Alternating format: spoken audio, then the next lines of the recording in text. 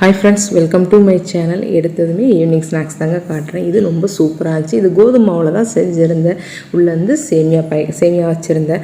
ரொம்ப டேஸ்ட்டாக இருந்துச்சு. அந்த வீடியோ தான் உங்களோட ஷேர் பண்ணிக்கலாம். நான் ஒரு ஃபங்க்ஷனுக்கு போயிருந்தேன். அங்கே வந்து இதை வச்சுருந்தாங்க. சரி, அதே மாதிரி நம்ம செஞ்சு பார்க்கலாம். நான் செஞ்சேன்.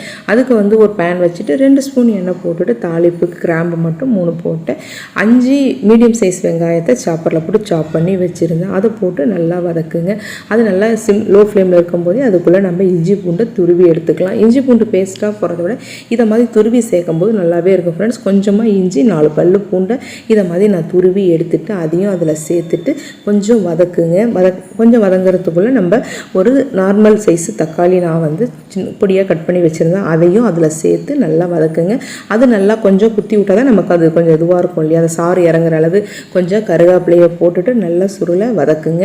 இப்போ வந்து இதுக்கு தேவையான அளவு நம்ம இப்போ உப்பு போட வேண்டியதுதான். அதுக்குள்ளே வந்து நான் இந்த கிளாஸால் 1 கிளாஸ் சேமியா எடுத்திருந்தாங்க.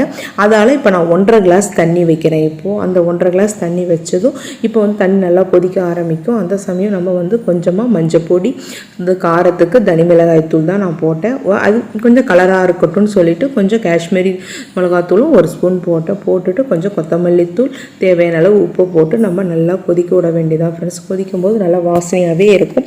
இதில் நான் கரம் மசாலா போட்டதை ஸ்கிப் பண்ணிட்டேன். எடுக்கும்போது வீடியோ எப்படி மிஸ் பண்ணணும்னு தெரியல. அதை நீங்கள் வந்து கொஞ்சமாக கரம் மசாலா வேணும், உங்களுக்கு மசாலாவுக்கு வேணால் சேர்த்துக்கோங்க. சேர்த்து நல்லா இது பண்ணும்போது நமக்கு நல்லா பாருங்கள் எப்படி நல்லா கொதிச்சு வருதா. இந்த சமயம் நம்ம எடுத்து வச்சு இந்த சேமியா பாக்கெட் கொஞ்சம் நீட்டாக இருந்தாலும் நீங்கள் கொஞ்சம் உடச்சி விட்ட மாதிரியே வைங்க. அப்போ தான் இது ஸ்டஃபிங்க்கு நல்லாயிருக்கும். இதை மாதிரி நீங்கள் போட்டு அதில் அப்படியே மூடி வச்சுருங்க. லோ ஃப்ளேம்லேயே இருக்கட்டும். நமக்கு சேமியா நல்லா வெந்து வரட்டும். நமக்கு நூடுல்ஸ் டைப்பில் நல்லாவே இருக்கும். சூப்பராக ஃப்ரெண்ட்ஸ் இந்த டைப்பில் செய்யும்போது இப்போ பாருங்கள், நான் அடுப்பை லோ ஃப்ளேமில் வச்சு மூடி வச்சுட்டேன். அதுக்குள்ளே அது வேகிறதுக்குள்ளே நான் வந்து ஒரு பவுல் கோதுமாவு, அதால் 1/2 பவுல் வந்து ரவை எடுத்து மிக்சியில் கொஞ்சம் நேரம் அப்படியே நல்லா குறன்னு ஓட்டி எடுத்துட்டு வந்து அந்த கோதுமை மாவோடு சேர்த்து நீங்கள் வச்சுக்கோங்க. சேர்த்துட்டு இப்போ இதுக்கு தேவையான அளவு உப்பை போட்டு தண்ணியை போட்டு எப்பயும் போல் நம்ம நல்லா மாவை பிசைஞ்சு வச்சுக்க வேண்டியது. ரொம்ப இலகலாக பிசைய வேண்டாம், ரொம்ப டைட்டாகவும் வேண்டாம். நார்மலாக பிசைங்க. நார்மலாக பிசையும் போது நமக்கு உருட்டை நல்லாவே இருக்கும். இப்போ பாருங்கள், தேவையான அளவு தண்ணி அப்பப்போ லைட்டாக போட்டு நல்லா நம்ம எந்த அளவு அழுத்தம் கொடுத்து நல்லா நம்ம பிசைகிறோமோ அந்த அளவு நமக்கு இந்த கோதுமை ஈவினிங் ஸ்நாக்ஸ் வந்து ரொம்பவே டேஸ்ட்டாக நமக்கு இருக்கும். இப்போ நான் பிசைஞ்சிட்டேன். இப்போ கொஞ்சமாக ட்ரை ஆகாமல் இருக்கிறதுக்கு கொஞ்சம் 1/4 ஸ்பூன் அளவு எண்ணெய் போட்டு அப்பயும் எண்ணெயை எல்லா இடத்துலையும் படுற மாதிரி நல்லா அழுத்தம் கொடுத்து பிசைங்க. இப்போ பாருங்கள், மாவு எந்த பாத்தில் இருக்குன்னு இப்போ கொஞ்சம் நேரம் மூடி வச்சிடலாம். அதுக்குள்ளே நம்ம சேமியாவை பார்த்தோம்னா நல்லா நமக்கு 3/4 நமக்கு வெந்துருச்சு. இன்னும் ஒரு 2-3 நிமிஷம் இருந்தால் போதும் என்னன்னு சொல்லிட்டு இப்போ நம்ம கரெக்டாக இருக்கும். இப்போ நமக்கு இன்னும் ஒரு 2 நிமிஷம் நான் அப்படியே மூடி வச்சுருந்தேன். இப்போ பாருங்கள், நமக்கு நல்லாவே வெந்து வந்துடுச்சு. இதை நம்ம ஸ்டஃபிங்காக வைக்க போகிறோம் அப்படின்றதால இப்போ நம்ம என்ன பண்ணணும்னா இதை நல்லா ஆற வைக்கணும். அதுக்குள்ளே நம்ம அடுப்பு ஆஃப் பண்ண முடியும். மேலே வந்து கொஞ்சம் கொத்தமல்லி தழையை தூவிட்டு நீங்கள் வந்து வெந்துருச்சான்னு ஒரு பார்த்துட்டு நீங்கள் அப்படியே ஆற வச்சுருங்க. கொஞ்சம் நல்லா ஆறுறதுக்குள்ளே அந்த நம்ம பிசைஞ்சு வச்ச மாவும் ஊறி இருக்கும். இது நல்லா ஆறணும். ஆறின பிறகு தான் நம்ம ஸ்டஃபிங்காக வச்சா எண்ணெய் இழுக்காத இருக்கும் ஃப்ரெண்ட்ஸ். அது முக்கியமாக கவனிக்கணும். நான் ஒரு 10 நிமிஷம் அளவு நல்லாவே ஆறிடுச்சு. இது பண்ணிவிட்டு அடுத்தது வந்து இது எப்பயும் போல் நீங்கள் சப்பாத்தி உருட்டுற மாதிரி உருட்டி எடுத்துக்கோங்க. உருட்டி எடுக்கும்போது நமக்கு ரவுண்ட் ஷேப் வரலாம்னு ஒன்றும் பிரச்சனை கிடையாது. நீங்கள் உருட்டி எடுத்துக்கிட்டு நம்மக்கிட்ட இருக்கிற கப்பு கொஞ்சம் பெரிய கப்பாக உங்கள்கிட்ட எது ரவுண்ட் ஷேப்பில் கரெக்டாக இருக்கும்னு நினைக்கிறீங்களோ அதை நீங்கள் எடுத்துக்கோங்க. என்கிட்ட இருந்த கப்புலேயே கொஞ்சம் பெருசாக இருந்துச்சா இதை நான் வந்து இதை மாதிரி உருட்டின பிறகு இதை மாதிரி கட் பண்ணி நீங்கள் எடுத்துட்டிங்கன்னா நமக்கு ஷேப் கரெக்டாக வரும் ஃப்ரெண்ட்ஸ். அதுக்காக தான் இது.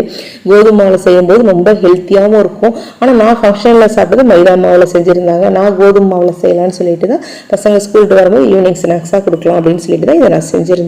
இப்போ பாருங்க, நல்லாவே நமக்கு ஆறிடுச்சு. இப்போ இதை எடுத்து ஒரு கொஞ்சம் பெரிய ஸ்பூன் அளவு நீங்கள் அப்படியே அந்த ரவுண்டாக இருக்கிறதுல அப்படியே வைங்க. வச்சுட்டு என்ன பண்ணணும்னா நமக்கு வந்து இந்த வாட்டத்தில் வரணும். கையை திருப்புறம் பாருங்கள், அந்த பக்கம் வச்சுட்டு நம்ம பக்கம் வந்து கொஞ்சம் தள்ளா போல வைக்கணும். முன்னாடி இருக்கிற பக்கம் கேப் அதிகமாக இருக்கிற மாதிரி இருக்கணும் ஃப்ரெண்ட்ஸ். இப்போ பாருங்கள், இந்த அளவு இப்பயே அந்த சேமியா நல்லா மூடிட்டு இப்போ அப்படியே இதை எடுத்து இது பண்ண வேண்டியதான். இது தண்ணி வச்சு நம்ம கோதுமை மைதா போட்டு மிக்ஸ் பண்ணி தண்ணி வச்சு விட்டோமோ அப்போல்லாம் எதுவுமே தேவையில்லை. நம்ம பொதுவாக கோதுமை மாவை உருட்டினோம்னா 2 பக்கம் ஜாயின் பண்ணுறது கையால் அழுத்தி விட்டோம்னாலே போதும் இல்லை. அதே மாதிரி இதை நீங்கள் விரல உள்ள வச்சு நல்லா அழுத்தி விடுங்க. நமக்கு ஒட்டிக்கும். முன்பக்கம் இதை மாதிரி ஜாயின் பண்ணிவிட்டு அப்படி லைட்டாக ஒரு முறுக்குன மாதிரி செய்யும்போது நமக்கு நல்லாவே இருக்கும். இப்போ பாருங்கள் அதுவே மெலிசா இது வந்து நார்மலாக உருட்டுங்க ஃப்ரெண்ட்ஸ், ரொம்ப மொத்தமாக ஊட்டிட்டாதீங்க, ரொம்ப மெலிசாக உருட்டு. ரொம்ப மெலிசாக உருட்டும் போது எப்படி வெளியே வருதுன்றதையும் அவங்கள்ட்ட காமிச்சிருக்கேன் பாருங்கள். இதை மாதிரி அடுத்தது கொஞ்சம் அகலமான பேனை வந்து கடாய் நம்ம வச்சு பேன் வச்சு அதில் எண்ணெய் போடுங்க. ஏன்னா இது அந்த அளவு நம்ம அகலமாக இருக்கும்போது நமக்கு நல்லா வெந்து வர்றதுக்கு ஈஸியாக இருக்கும். இப்போ பாருங்கள் அடுப்பு மெயின் வந்து லோ ஃப்ளேமில் இருக்கணும் ஃப்ரெண்ட்ஸ், அதான் ரொம்ப முக்கியம். இப்போ பாருங்கள் எப்படி இருக்குன்னு சொல்லிட்டு இப்போ கொஞ்சம் ஒரு பக்கம் வெந்துருச்சா நம்ம இன்னொரு பக்கமும் திருப்பி போட்டு நல்லா வெந்ததும் எடுக்க வேண்டியதுதான். அதுவும் சேமியா பாக்கெட்டில் செய்யும்போது நமக்கு ரொம்ப ஹெல்த்தியாக இருக்கும். இந்த சேமியா பாக்கெட் வந்து நமக்கு வந்து இப்போ வந்து சோளம் கேழ்வரகுலாம் நமக்கு சேமியா பாக்கெட்டாக கிடைக்குது இல்லையா, அது மாதிரி சோளத்தில் எனக்கு வெள்ளை சோள சேமியா பாக்கெட் கிடச்சி அதில் தான் நான் செஞ்சேன். இதை மாதிரி நான் செய்யும்போது ரொம்ப ஹெல்த்தியாக இருக்கும். இப்போ வெந்த பிறகு நான் எடுத்து வச்சு நல்லா ஆறிடுச்சு.